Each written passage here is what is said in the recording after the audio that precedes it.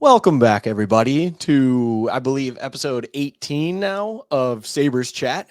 I am your host, of course, Luka. Thank you for coming by. This is what feels like the first back to back episode I've had in some time, but there's a reason for that. I don't need to bury the lead, and this is not going to be a very long podcast as I start to bury the lead. But this is probably not going to be the long podcast. There's not a whole heck of a lot going on, of course, but there's, of course, one major note going on in the Sabres world. And tonight, and while you're listening to this tomorrow, there actually would have already been the first practice with names in the entire roster that has been invited to the Sabres camp as the first practice of the Sabres season, of the preseason, kicks off at 10 a.m. on Thursday. So if you are listening to this on Thursday as it releases noon Eastern every week or later, they have already begun practices. Kevin Adams will have spoken to the media, I believe, at 9 a.m. It says. I believe he's scheduled to speak to the media. I believe he's going to also give an update on the Matt Savoy situation as he left the third and final game of the Prospect Challenge early in the game with an injury. Didn't look great. Hopefully he's okay. Obviously, he could be a massive piece moving forward. Maybe not necessarily this season, but potentially this season. But of course, for years to come, and we wish him good health. But Sabres are reporting back to camp. As I recorded this, of course, I record on Wednesday nights. Earlier today, they had posted images of which all the teams do this in all their own fun ways, but kind of the first day to school cards and stuff. And that should show you that everyone's in town, everyone's doing their media day stuff. They do these pictures. Of course, there's a lot of funny ones out there. I will get into those in a little bit, but it's exciting to see all these names and faces back in town, back getting ready to skate and getting ready for Sabres hockey because, yes, we already had the Sabres is back talk when it comes to the Prospect Challenge, but now we're going to get into real Sabres hockey or closer to real Sabres hockey as your Alex Tucks, your Kyle Okposos, your Devin Levi's in net, stuff like that. We will see that in the coming weeks. And next thing you know, it will be the home opener against the Rangers. So tonight, I just really wanted a quick kind of just have an episode, have an exciting episode where I poke a little fun at a couple of the guys that came in and gave answers to their Sabres camp, everything like that. Some interesting ones, things like that. And then just talk about the lineup a little bit. Guys that could be, I feel like the actual starting lines, your 4 lines of forward, your 3 lines of D, so on and so forth, are pretty set for the most part. But kind of those fringe guys, that 7th defenseman slot, the 2 extra forwards, your healthy scratches, kind of talk about who those individuals will be, potentially who to keep an eye on, so on and so forth. So getting into it first and foremost, just the lightheartedness of it. I always found it funny. I always enjoy going through all the members of the Sabres when they fill out these cards, see what's interesting. It's always funny. Like for instance, the first round pick, Zach Benson being this last year's one. It's always what's your favorite 2023 offseason memory? It's getting drafted by the Sabres, stuff like that. So those are not the ones that are funny, but then you have other ones. I just want to kind of call out those shout outs. The funniest one of them all by far, in my humble opinion, Eric Comrie. If you pay very close to attention, if you haven't noticed it already, his favorite 2023 offseason memory is wife getting pregnant. But unfortunately for Eric Comrie, one, his handwriting is not the greatest, which, by the way, a lot of these players' handwriting, it's noticeable when Kyle Okposos looks really good because basically the vast majority of everyone else is not good. These guys know how to play hockey at a very high level. They don't know how to necessarily write at a very high level. But the thing that Eric Comrie did that made it really funny is not the fact that he got his wife pregnant, but he actually spelled it Pregnat. He forgot an N in there a little bit. So he got her pregnant. I thought that was a little funny. And then, there were a couple other things where you just see, and not necessarily funny things, but cool things. I believe it was Ukko-Pekka Luukkonen. He said his favorite summer thing was actually going to the Champions League final. Shout out to him. That's a pretty sweet experience. Glad to see, he got to enjoy something like that. That's something I would love to do in my lifetime.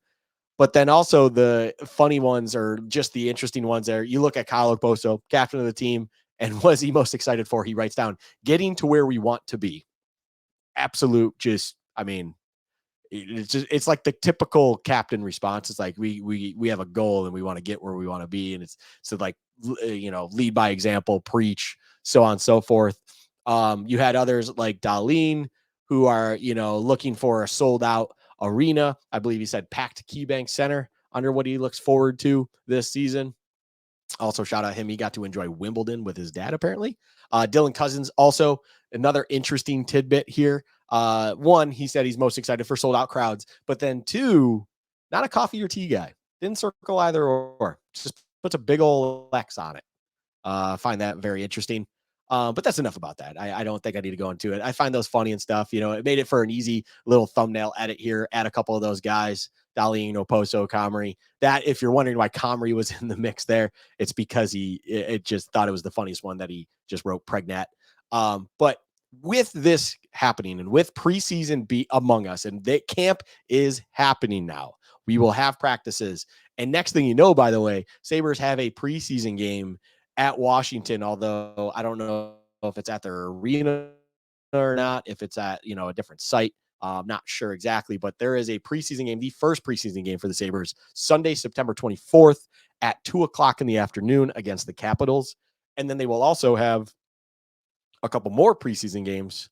They actually have a back-to-back-to-back preseason slate next week, where by the time I'm recording, there were two of those will be played, but you have one Tuesday, September 26th, home to the Bruins. Wednesday, they are up in Toronto at 6:30 puck drop against the Maple Leafs, and then they come back home Thursday, September 28th for a 7:00 puck drop against the Penguins. So that is interesting how and I guess the reason I wanted to bring this up and where I'm going with this is, if you are not already aware how preseason hockey works, it's essentially you're going to get a handful of guys at best. Early on, you might not see any of them, maybe one or two, just to have your leadership out there, or just your actual kind of um I don't want to call them locks, because a lot of the locks might not see the early action. But essentially, your mainstays of the roster out there, with then a lot of the prospects, a lot of the young bucks, the guys who will eventually be either sent back to juniors, which will probably happen in the after a few games. If not, then the guys who will then be sent back down to Rochester, and also the ECHL affiliate as well. I don't know why I'm blanking. I know it's no longer Cincinnati Cyclones. I know it's someone else, but I'm blanking on who it was. I do apologize. But ultimately, you'll see this mix. So that's why they can get away with that back to back to back, because you have a roster in camp that's a total of 64 players, that consists of 36 forwards, 21 defensemen, and 7 goalies. You can get away with that because you're interchanging a lot of different bodies, though not one player is going to play two and definitely not 3 of those games. You're going to kind of change things up, see guys in certain situations, so on and so forth. So preseason hockey, if you listen to my other show, Bill's Chat podcast and or Bill's Chat Live, if you remember from this past offseason with the Bills, I'm not exactly the biggest fan of preseason football. I share that sentiment with hockey, with an with a kind of I still am okay with going to the games, because at least hockey is a sport where, even at a lower level skill wise than the absolute best, it still is a very entertaining sport to me, compared to bad football. Watching bad football, where you have a lot of breaks and stoppage and play and all that kind of stuff.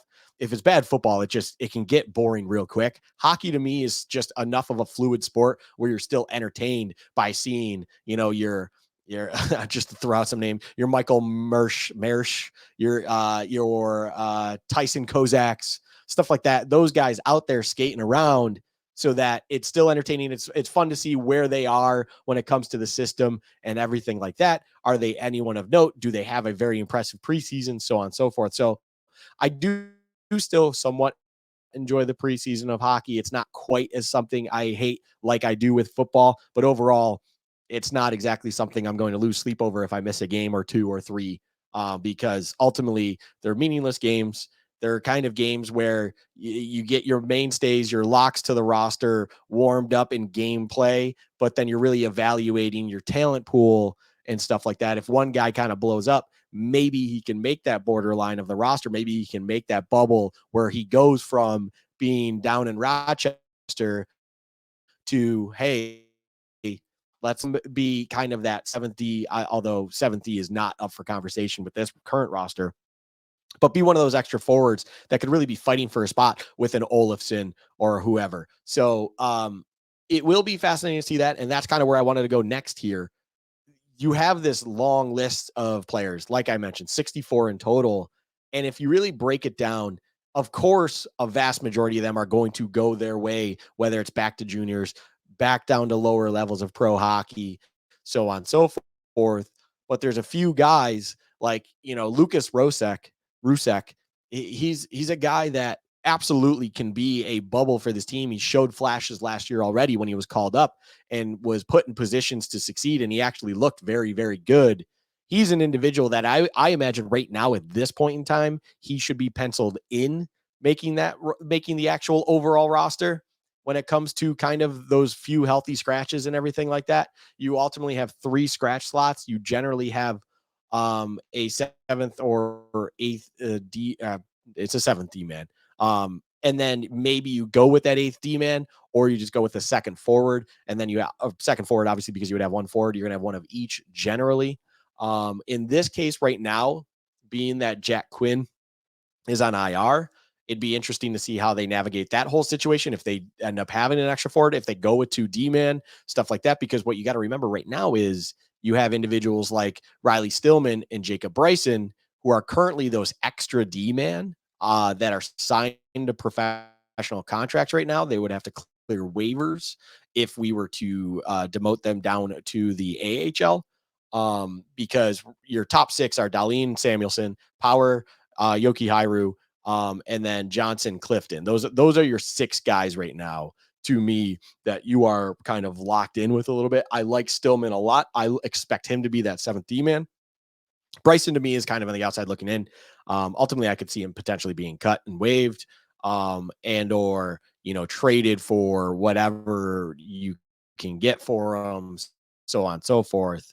So there's that, and then like I'm going back to the forward slot now. You have your Lucas Rusek, who I believe is on the outside looking in, just because you will see your Victor Olofsson. You obviously have your JJ Paterka on the wing. This is the first training camp for Jordan Greenway. He is in camp right now. Tyson Yost was brought back, of course. I think that kind of hurt a Lucas Rusek or even a Yuri Kulich from possibly making the roster and being in the lineup, due to then him just sliding in the center. So then Gergensen slides out to that wing opposite of Okposo on the 4th line. I think that line works great. That's what I would imagine. I think that's what a lot of people would imagine is going to be that line. So then it kind of will just see where we are at when it comes to the 2nd and 3rd lines, because you might see Peyton Krebs up at that 3rd line center, and then you move Casey Middlestat up to the 2nd line wing. And that is a big question, by the way. And that's something I'm going to be interested in seeing preseason action. Do we see a Casey Middlestat playing primarily at center, which he did look very good at last season, of course, especially when he was called into that top line center role. But in the current predicament that they're at, obviously he's not going to slide in over a Dylan Cousins.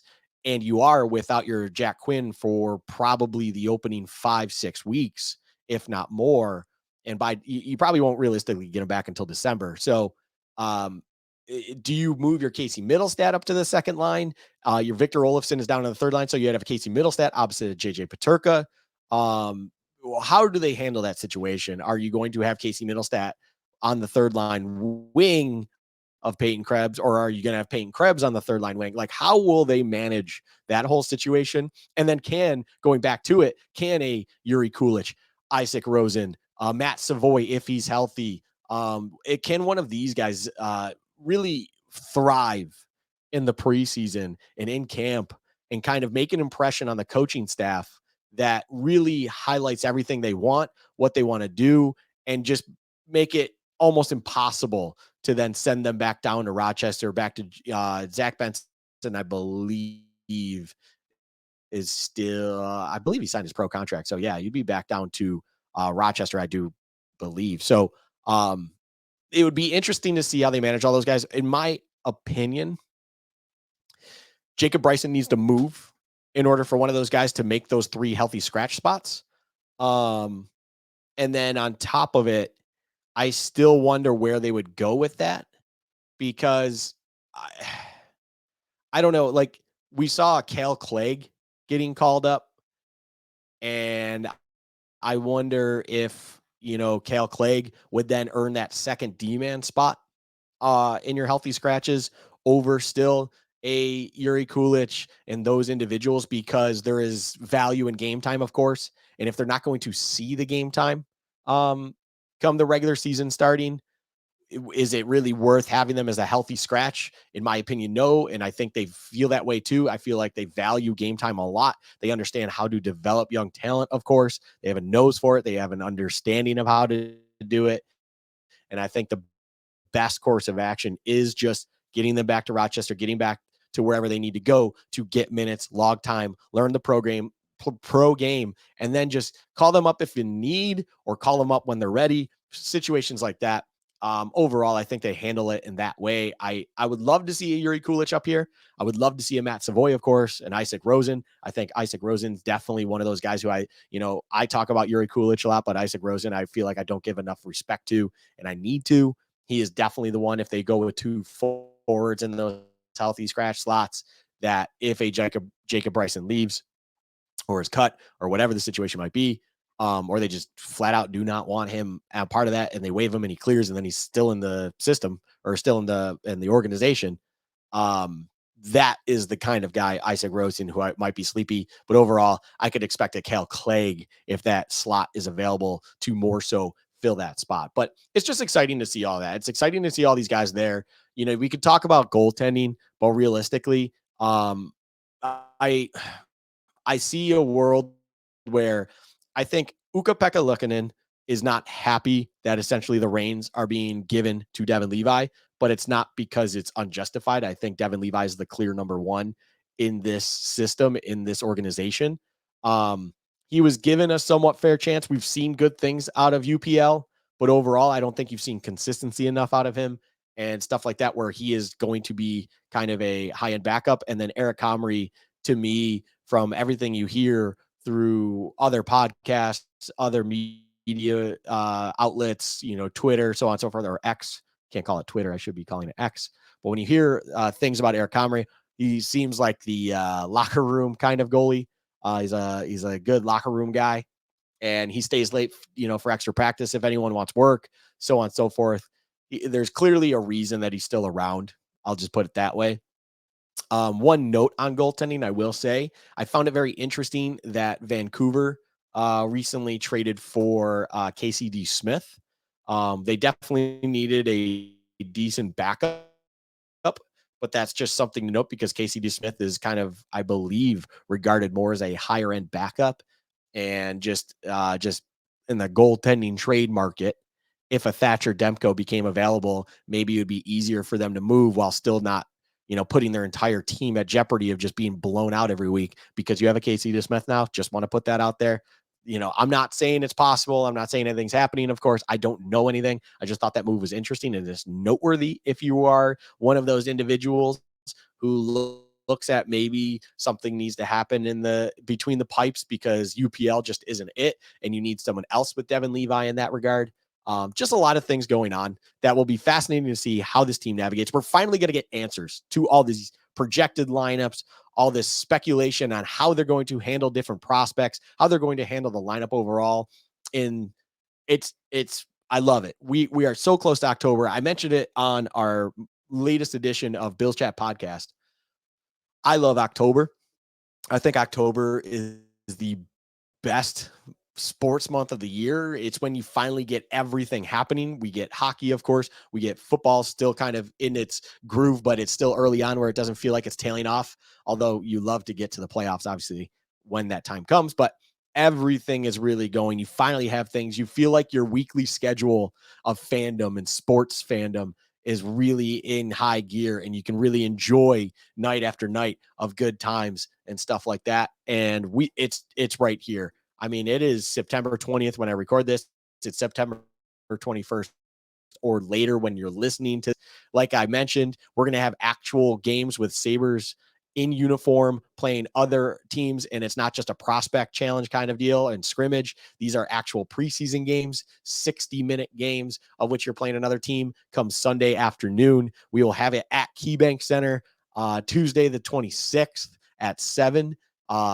It's a beautiful time. It's a beautiful time. I wanted to just have a quick episode to kind of talk about the excitements, the couple little things I have on my mind, things that I think people should be on the lookout for if you're kind of just loosely enjoying it. But overall, just enjoy this time. Enjoy that we are finally here.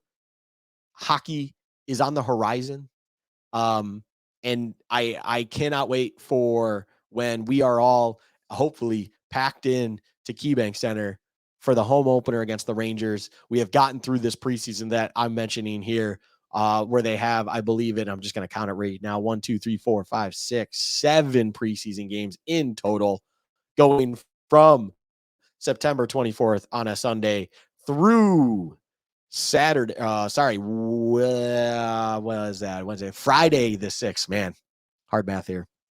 Friday, October 6th at 7 p.m., where they will close the preseason to another home game against the Penguins. Sorry, it's not another home game against the Penguins. It's another home game against the Penguins.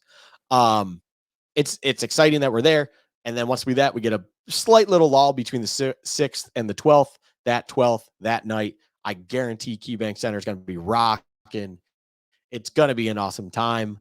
We will see what that roster looks like and how things progress through this preseason that I mentioned. Camp is here. I'm excited. I know anyone else that's listening to this, if you have found me, first and foremost, thank you.